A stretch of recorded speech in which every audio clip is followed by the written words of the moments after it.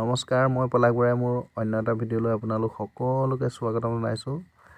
বহুতে কিন্তু ইগন'ৰ কৰিব, কিয়নো মই নাৰ্চাৰী ভিডিঅ'বোৰ দি থাকোঁ।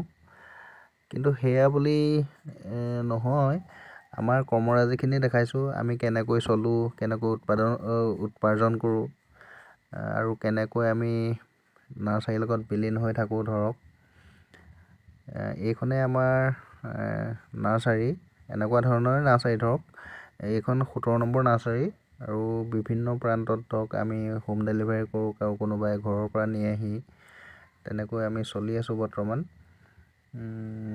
বহুতে নাৰ্চাৰী ভিডিঅ' দি থাকোঁ কাৰণে বেয়াও পায় ধৰক, কিন্তু আমাৰ প্ৰকৃত যিখিনি আমাৰ কৰ্মস্থলী সেয়াহে আপোনালোকলৈ বুলি আগবঢ়াই দিছোঁ।